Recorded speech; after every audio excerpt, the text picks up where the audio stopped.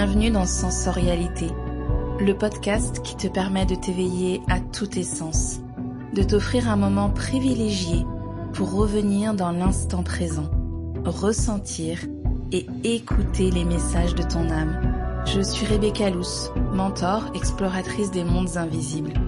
Chaque semaine, je t'invite à un temps rituel, guidance, introspection, inspiration et connexion seront les mots magiques pour mieux te connaître et redonner les pleins pouvoirs à ton énergie féminine, celle qui sait, ressent et perçoit.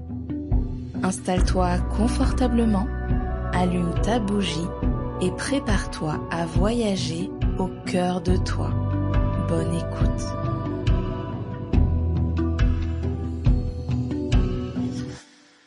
Bienvenue dans la guidance holistique du mois d'avril. Alors, je ne sais pas pour toi, mais de mon côté, ce mois de mars, j'ai eu la sensation qu'il avait duré 90 jours. Il y a beaucoup de fatigue de mon côté, il y a eu beaucoup de cadrage. En fait, j'avais parlé de ce mois de mars où il y avait le rythme, il y avait la temporalité, il y avait la structuration. Donc je l'ai bien senti passer. Je sais pas de ton côté, par rapport aux clientes que j'ai pu accompagner, c'était aussi très intense. Mais ça y est, on ouvre un nouveau chapitre avec ce mois d'avril. Est-ce que j'ai des actus à te partager? Donc moi je démarre le chaudron, ça y est là, pour 3 mois avec un beau groupe là qui s'est tissé pour explorer les mondes invisibles. Les constellations, les prochaines, là, les inscriptions ouvertes, c'est au mois de mai. Si jamais tu sens que c'est le moment de mettre du mouvement quelque part, de débloquer pour les constellations holistiques à Pimpon, voilà, prochaine date au mois de mai. Et pour l'instant, il n'y a pas d'autres dates. Je laisse l'agenda encore un peu flottant. Je sens qu'il y a des choses qui arrivent sans pouvoir encore les nommer. Et pour l'instant, je ne ressens pas l'élan de déjà poser et de fixer des choses. Donc je patiente et quand ça va s'ouvrir, évidemment, tu en seras informé via la newsletter et tout sera mis sur mon site à jour. Allez, on démarre pour ce mois d'avril. Ah si, pardon, avant que j'aille sur le mois d'avril, les créneaux du mois d'avril sont ouverts. Il reste encore des créneaux pour une guidance ou une constellation en individuel si tu as besoin d'être éclairé ou si tu sens que là, il y a du travail de nettoyage, de libération, ça bloque de partout, je suis à l'arrêt, je stagne et je ne sais plus par quel bout prendre les choses. C'est vraiment là que la constellation peut t'aider parce qu'on peut aller en systémique avec les archétypes, en familial s'il y a besoin, en karmique si c'est là que ça se trouve. Je n'ai pas de porte que je n'ouvre pas en termes de mémoire, donc on se pose là où tu as besoin et on y va, on regarde et toi tu commences à mettre du mouvement, à mettre de la conscience, à poser ce qui a besoin d'être posé et ça bouge vraiment très très vite pendant les séances, surtout qu'en ce moment elles sont assez waouh les séances que j'ai pu vivre en individuel. Donc si là tu te traînes des trucs depuis un moment, arrête d'attendre et prends rendez-vous, ça me paraît être une bonne action pour ce mois d'avril. Ça y est, maintenant on y va. Donc ce mois d'avril, les premiers mots que j'ai reçus, on bouge et on transforme. Tu comprends peut-être mieux pourquoi j'ai pris le temps de te parler avant des constellations. Après un mois 4, le mois de mars, dans une année 1, c'était donc un mois 4, qui a amené structure, organisation, calibrage, stabilisation. Il y avait vraiment ce côté où on a borné, on a délimité, on a posé des limites. Ça peut demander aussi de se réorganiser dans son agenda, de mettre de la discipline, de caler des rendez-vous. Il pouvait y avoir un mois assez structurant dans le fond et dans la forme, mais là, ça y est. Les choses sont prêtes à bouger. Tu peux avoir eu cette sensation, moi ça a été mon cas, que c'était long, que j'avais la sensation d'enchaîner, d'accumuler, mais sans voir encore le mouvement. On va le voir sur ce mois d'avril et d'après ce que j'entends en guidance, ça va être rapide, soudain. Ce qui peut d'ailleurs amener certains, si tu fais partie de ceux pour qui le changement, le mouvement, c'est compliqué, c'est difficile, ça amène de l'insécurité, ça déstabilise, tu vas peut-être bloquer le mouvement. Si jamais c'est ton cas, surtout, prends rendez-vous avec le thérapeute, la thérapeute que tu souhaites, avec la personne qui t'accompagne pour ne pas te retrouver bloqué parce que tes peurs prennent le dessus, parce que c'est ça le sujet, c'est que il y a un mouvement qui est en train de se mettre en place, mais j'ai tellement peur de ce changement alors que c'est ce que je souhaite profondément que je vais m'auto-saboter, je vais me mettre des verrous, je vais me créer des situations qui vont me faire reculer. Donc là, l'idée n'est évidemment pas de bloquer tout ça, c'est de se dire je mets en pause, je regarde avec beaucoup de discernement et de bienveillance aussi ce qui est en train de se jouer en arrière-plan dans les coulisses. Et c'est là où je disais que pour moi, la constellation, c'est vraiment un outil incroyable pour ça, parce que c'est devant toi, que ce soit en individuel ou devant toi avec des personnes collectivement, tu ne peux pas le rater. Et à ce moment-là, je peux mettre en place ce que je souhaite pour aller vers la direction que je choisis d'emprunter. Donc, en numérologie, le 5, c'est vraiment la valeur de transformation. Il y a du mouvement.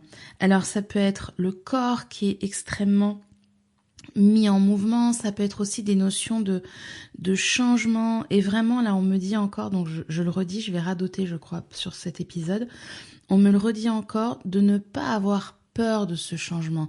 C'est ce que tu as demandé, c'est ce que tu as manifesté, intégré, visualisé, ritualisé depuis des mois. On me dit même pour certains, ça se joue en années.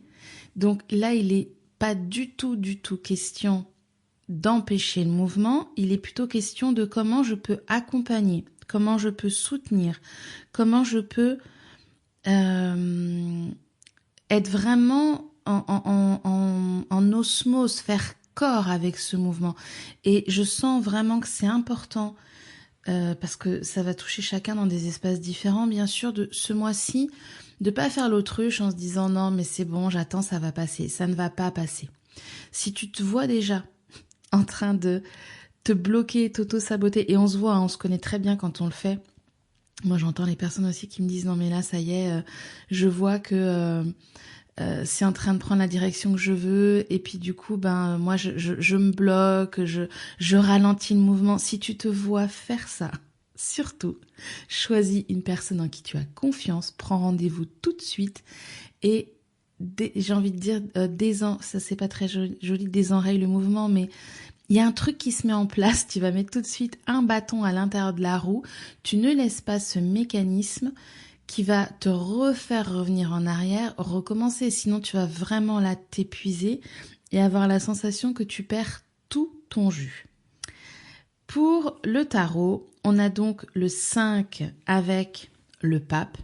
Donc là, on est vraiment sur un mois extrêmement spirituel. Quand le pape arrive, on a quand même une dimension très sacrée, très... j'ai vraiment cette sensation que là, on prend de la hauteur, on regarde les choses d'en haut et on est clairement sur ce que j'appelle le plan de l'âme, ce plan divin, ce plan spirituel, ce plan connecté à plus grand que soi. Ça tombe très très bien, je trouve, avec le début du chaudron. C'était pas fait volontairement quand j'ai choisi les dates, mais là, en canalisant la guidance, je trouve que c'est d'une justesse parce que on va prendre de la hauteur, on va comprendre ce qui se joue, on va être en lien avec son âme et on va commencer à ne plus regarder l'expérience que je peux vivre là concrètement comme quelque chose de compliqué, difficile, douloureux, où je peux me sentir punie, où je trouve que c'est injuste, où je me dis, et ça je me le suis beaucoup dit sur cette année 2025, donc c'est pas du tout une critique ou quelque chose qui doit être mal pris, mais qu'est-ce que j'ai encore mal fait, pour encore recevoir ça? Non, on est en train d'apprendre, on est en train de déconstruire, de défaire des tout petits nœuds, mais ces petits nœuds, ils font que notre bobine, elle n'arrive pas complètement à être passée sur quand on prépare le fil là et qu'on prépare les pelotes de laine.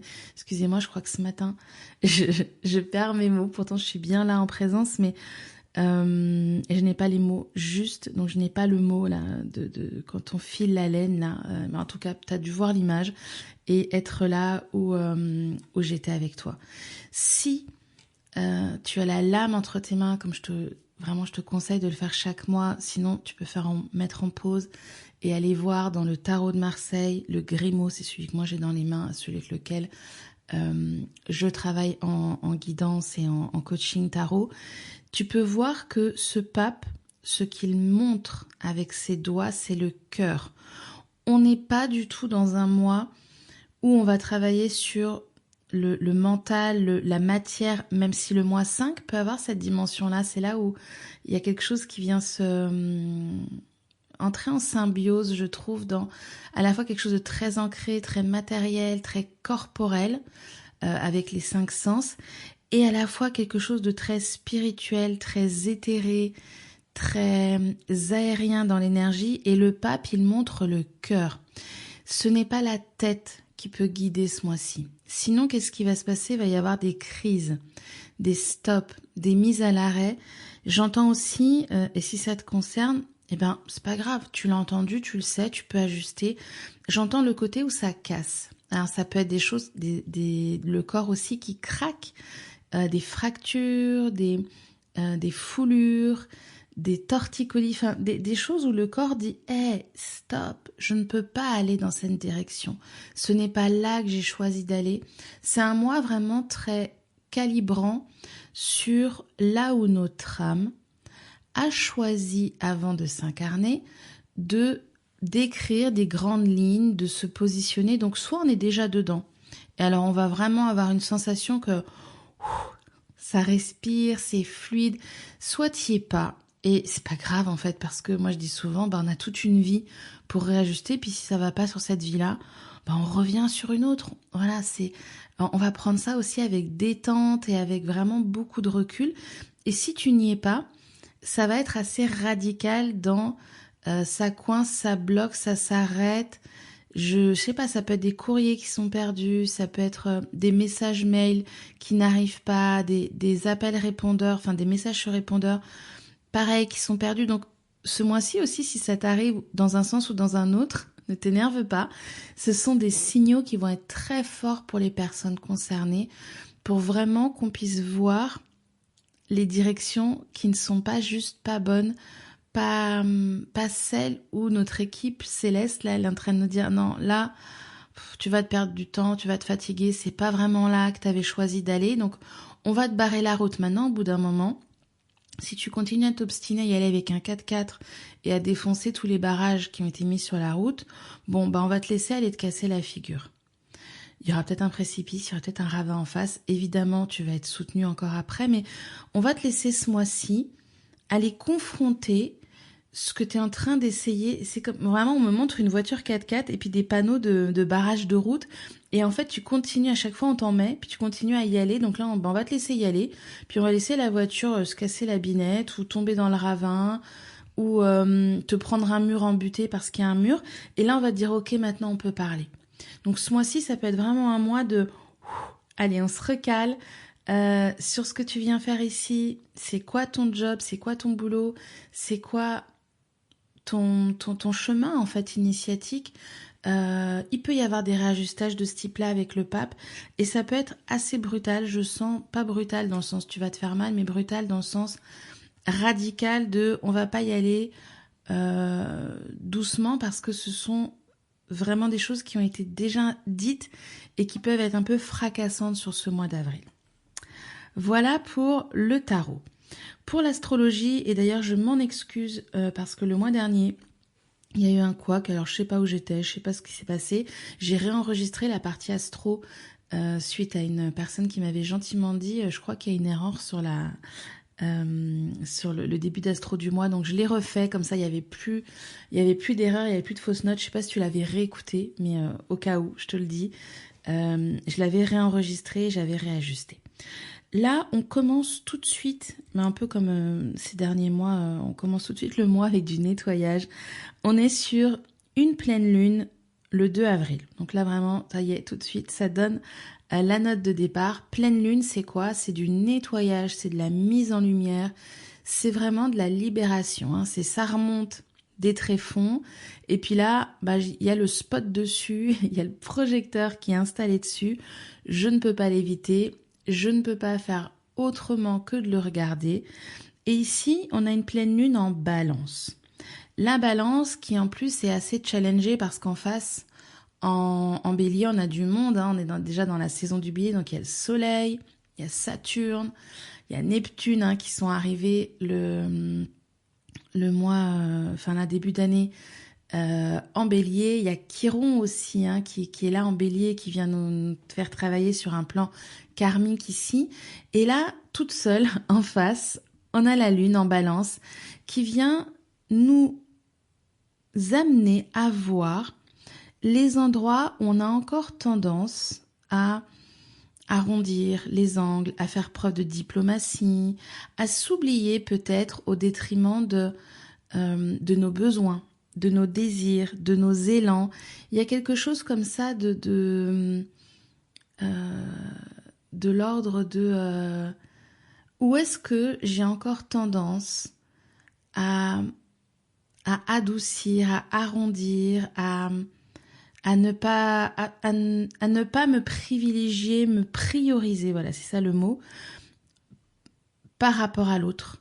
Et cette pleine lune, elle peut venir vraiment donner un petit levier d'accélération sur l'endroit, la relation, le domaine de vie, où tu peux encore avoir tendance à t'oublier pour l'autre, à tellement vouloir que ce soit harmonieux, qu'il n'y ait pas de dispute, qu'il n'y ait pas d'accroche, qu'au final, c'est toi qui t'oublies. Donc ça peut commencer un petit peu fort. Hein. Là-dessus, je vais pas raconter autre chose. Ça peut être un petit peu costaud sur ce début d'avril.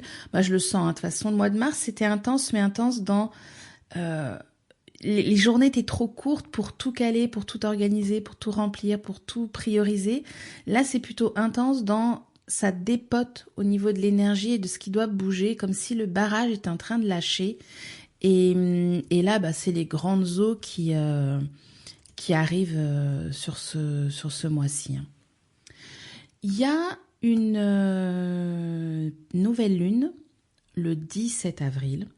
Nouvelle lune en taureau. Là, on va être quand même dans une énergie, ça y est, beaucoup plus ancrée, incarnée, sensorielle. Il y a quelque chose vraiment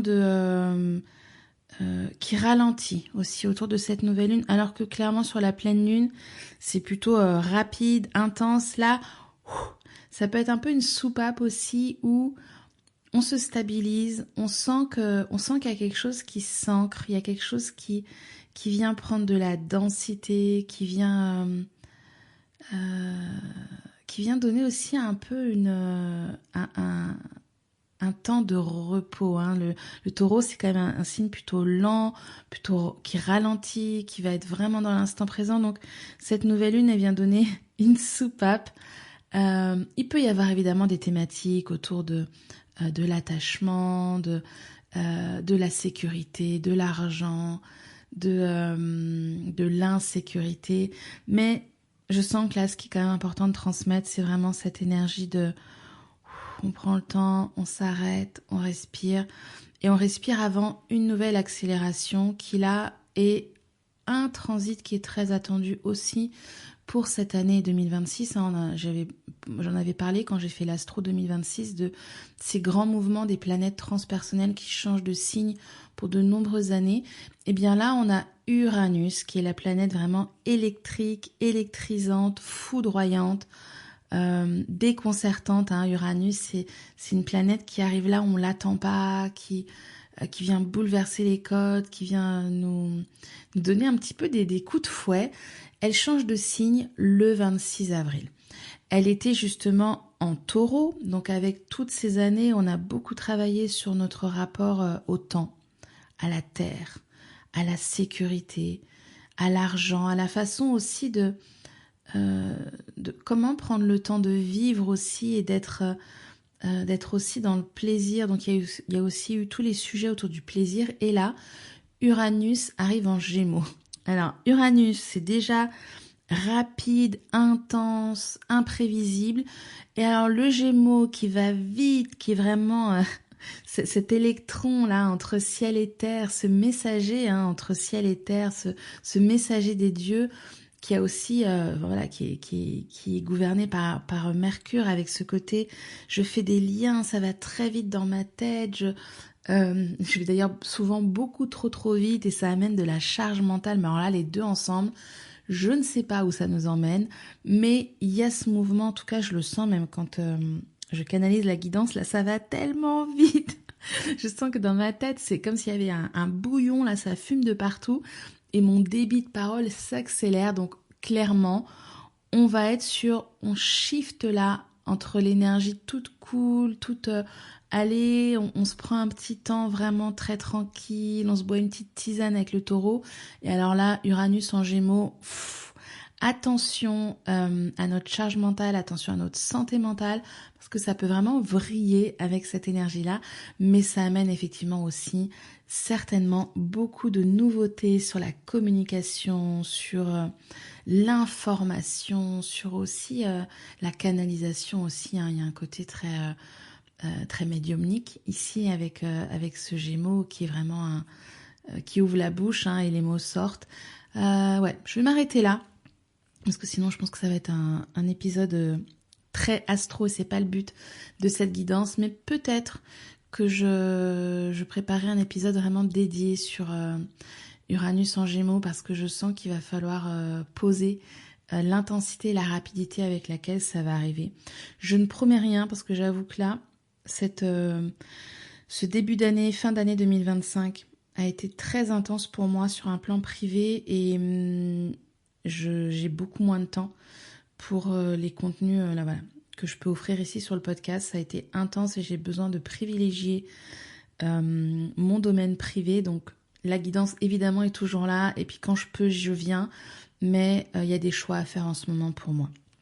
Au niveau des conseils sur ce mois d'avril, le premier c'est de bouger, parce que justement la tête, l'énergie de l'air va être extrêmement sollicitée, et c'est des sports cardio, des marches rapides. Il faut ramener ici un peu, il faut remettre le corps en mouvement, parce que la tête va aller très vite et le corps a besoin de déstocker, de détoxifier, de mettre la lymphe en mouvement. Donc ne pas hésiter à bouger, mais plutôt des mouvements, je sens, plutôt rapides, où on transpire, où le cœur monte, donc assez cardio. Si vous faites une marche, c'est 30 minutes, mais en mode effort modéré, où quand même je commence à transpirer un petit peu, j'ai du mal à avoir une conversation parce que je suis quand même un peu essoufflée. Faut aller chercher cette énergie-là en fait. Le deuxième point, conseil, j'en ai un peu parlé déjà au début de la guidance, c'est observer et transformer. Donc évidemment, là on est sur les mémoires, hein, donc si ce mois-ci tu sens que ça monte, je serais ravie, parce que moi c'est vraiment mon expertise, et là où je peux t'emmener vraiment au cœur du sujet, du moment, les mémoires, les blocages, et aller voir d'où ça vient, et puis mettre là-dedans de la lumière, de l'apaisement, de la douceur, pour que ça soit plus bloquant. Là où tu résistes au changement et pourquoi tu résistes au changement. C'est vraiment un mois qui va demander de prendre soin de cette dimension. Voilà, en quoi ça me fait peur? Est-ce que c'est en lien avec des mémoires karmiques? Est-ce que c'est le transgénérationnel? Est-ce que c'est mon enfant intérieur qui est en insécurité? Sinon, tu vas être un peu j'avance, je recule, j'y vais pas, et c'est pas très agréable comme sensation. Faut quand même se le rappeler. Et, personne n'aime être dans cet entre-deux où on fait un pas, on recule de 3 pas. Donc, franchement, si t'es là-dedans, ben vraiment contacte-moi, parce que c'est ce que je fais.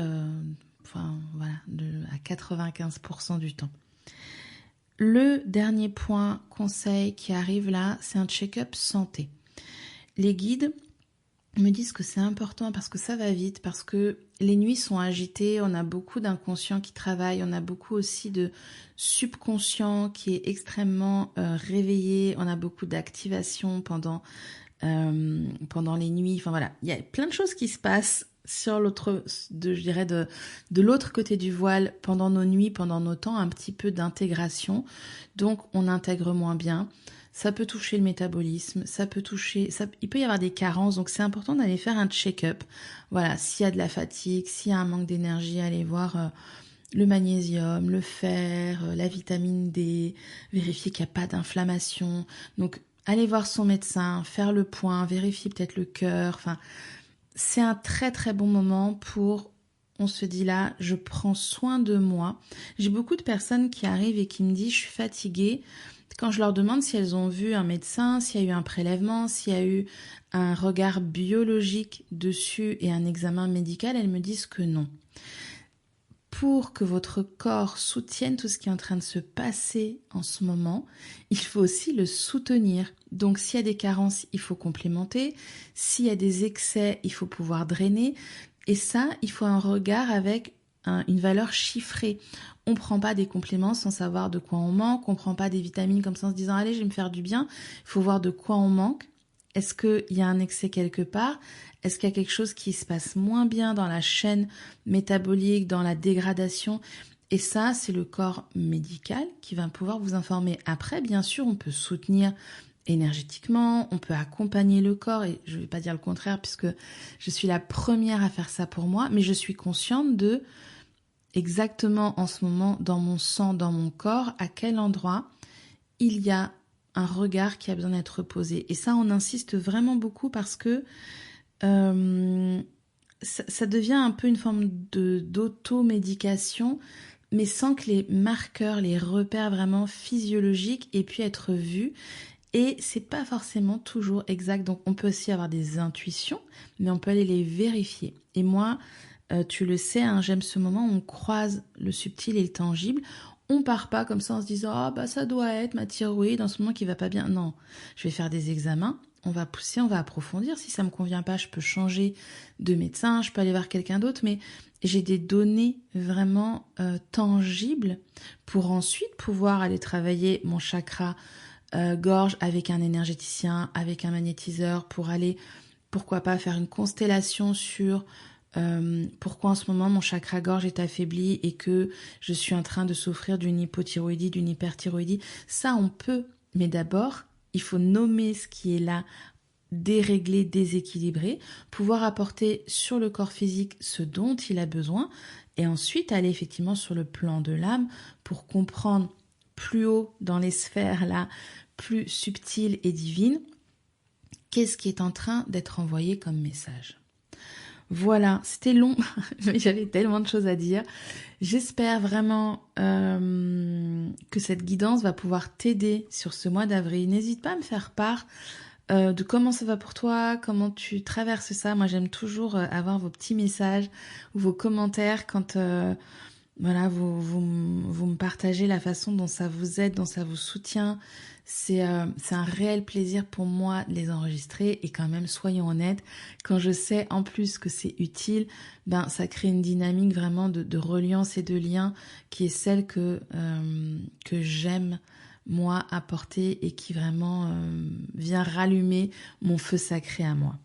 Je te souhaite donc un mois d'avril le plus mouvementé possible, je dirais, puisque c'est la proposition et la thématique, et que tu puisses vraiment accompagner, soutenir ce mouvement pour le mieux pour toi, pour ce qui est en train de se présenter à toi sur le plan de l'âme.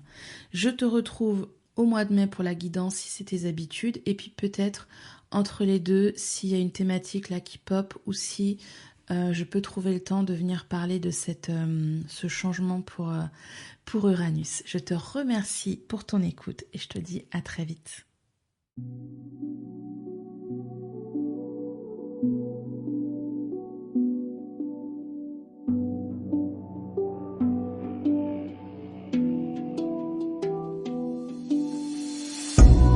Maintenant que tu es pleinement connecté à ton énergie féminine, offre-toi un temps à l'ombre du podcast pour ancrer et déposer les messages, les ressentis, les perceptions qui ont pu te traverser. Si tu as apprécié ce moment, je t'invite à faire briller sensorialité avec des étoiles, des petits mots doux sur ta plateforme d'écoute préférée ou sur Instagram et à le partager à une personne chère qui pourrait elle aussi profiter de ce précieux rituel.